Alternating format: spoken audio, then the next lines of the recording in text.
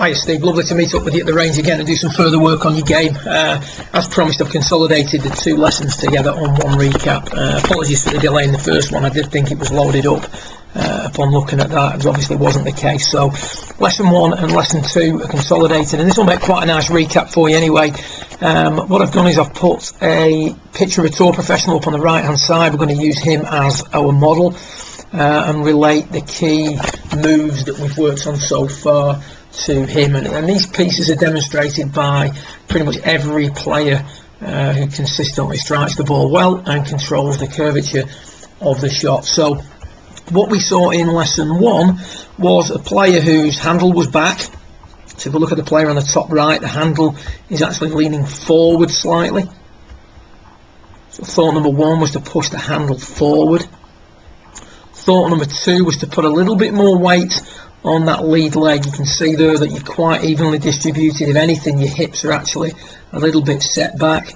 So handle forward, weight forward.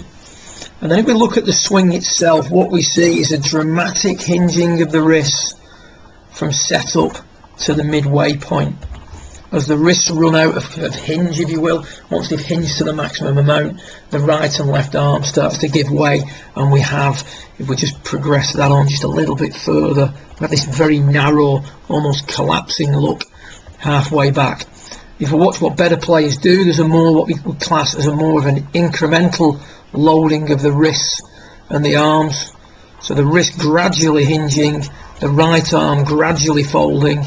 Certainly no dramatic setting of the club at that point. So weight a little bit further forward, handle further forward, and then a more of an incremental loading of the wrists and the arms on the way back. Now obviously what we see here is quite an extreme loading of things and gives us that narrow collapse look at the top. We also discussed the subsequent effect on what the club face is doing, etc, etc. So for you to achieve what we see with our model on the right hand side, top right hand side, you're going to have to feel what I'm demonstrating at the behind you here on drill 1. So I've asked you at this point to make a non-wristy or straight arm swing. So arms straight was key number 1 for you. So you're going to try and do this, and I'm behind you demonstrating how I would like to see you do it when working on the drill. So there's a much more of an incremental loading. For you to achieve the model, you're going to have to feel what I'm demonstrating behind you. So you're going to have to stretch things to the other end of the spectrum. Now you can see there that when you do this drill, there's certainly a slightly more gradual loading of the wrists. But unfortunately we need to really break this habit, and the only way we're going to do that is to take the wrists and the arms out of it when we're doing this drill. It's just a drill. You've got to get the opposite feel to what you would normally get. So the key thoughts from lesson 1: weight and handle forward. And as I'm shadowing you behind, you can see that. Weight and handle forward, arms straight. Just punch balls away, maintaining the radius of the swing. Now I'm just going to leave that bottom right screen up for you in that position, because that relates quite nicely to what we come to in lesson 2. You see there's lesson 2, when you return, the weight's still not far enough forward, the handle's still not far enough forward, and the wrists are still hinging too much too soon, causing a long collapse position at the top. So still need more work on what we did during lesson 1. Arms have got to stay straighter to preserve the radius of the swing and make everything a little bit less chaotic.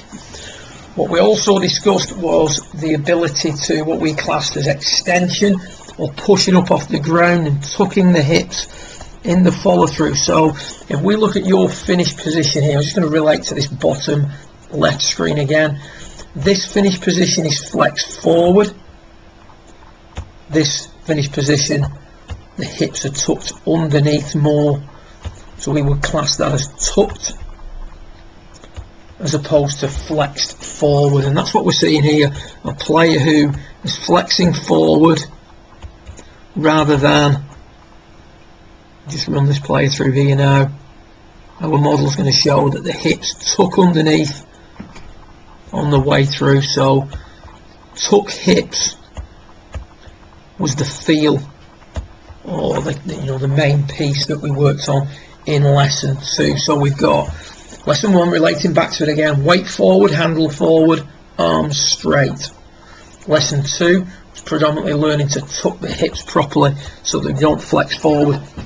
Now during this drill here now on the bottom centre, what we're going to do is we're going to tuck the hips and then turn to face the target, allowing the right heel to release. Look at the difference in those two positions in the follow through. All good players have got the hips tucked underneath them through impact. Having the ability to do that and learning to do that can be quite tricky, but what I would say is if you work on this exercise that you see yourself doing here and condition your body where it needs to swing to. So we work predominantly on your through swing in lesson 2, because you obviously still need to work on that backswing. Tucking the hips and rotating the body, allowing the weight to move forward, will give you a nice finish. And at the end of the day, your finish is the end product of your golf swing. If you've got a better looking follow through, I'm pretty sure you're going to have had a better swing beforehand. So good luck with it. Keep working on what we did in lesson 1 and continue to work obviously on lesson 2. You've got to really max things out, Steve. You've got to take things right to the other end of the spectrum in order to improve at this stage. Good luck with it. I look forward to working with you again in a couple of weeks' time. Well done.